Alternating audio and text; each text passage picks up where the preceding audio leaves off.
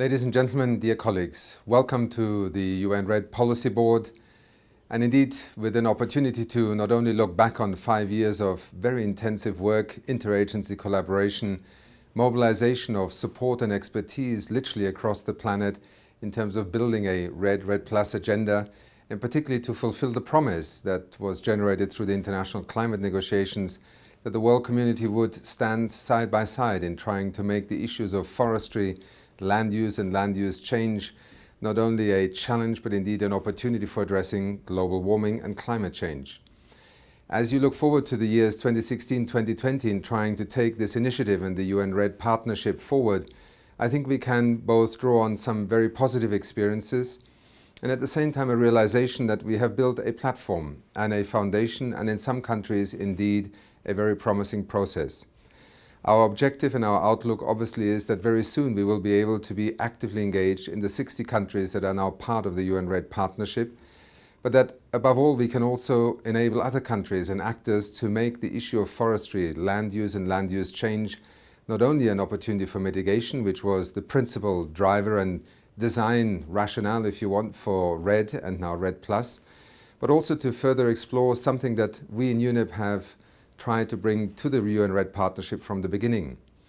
While climate change and indeed the mitigation focus of REDD was its driver, remains its principal rationale under the Climate Convention, we all know that both in the context of the ecological infrastructure, biodiversity, ecosystem services, but also the broader aspects of sustainable development goals and indeed the transition towards a green economy, REDD and REDD+ are significant opportunities.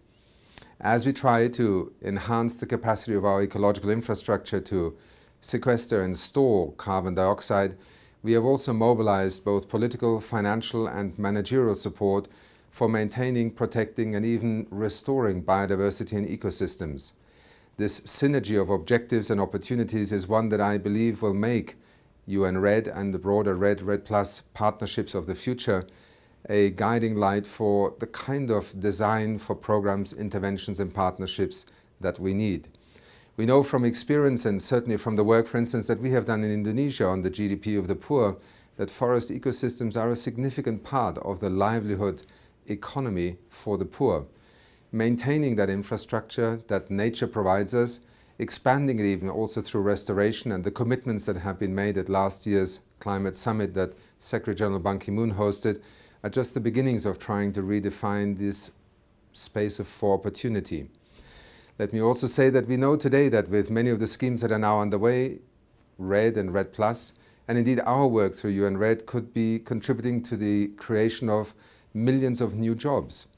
This is where the logic and also the notion of synergy and trying to make REDD both a response to the climate change challenge in mitigation terms, enhancing adaptation capacity, building the capacity of local communities, but also of societies and national economies to invest in their ecological infrastructure as part of a broader sustainable development strategy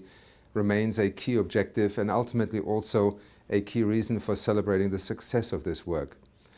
I hope that as you set out to shape and frame the next 5 years, you can provide further leadership in articulating such a synergistic vision while maintaining the distinct and specific purpose of REDD and indeed the UN REDD partnership.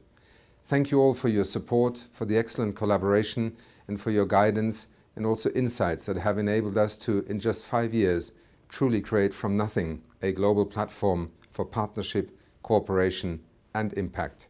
Let me wish you therefore a very successful board meeting and wish you and all our partners a very successful 5 years that lie ahead of us. We have work to do, we have many expectations to meet. I think we have the ingredients to make this, the UN REDD partnership, truly a success that will continue to evolve. Thank you.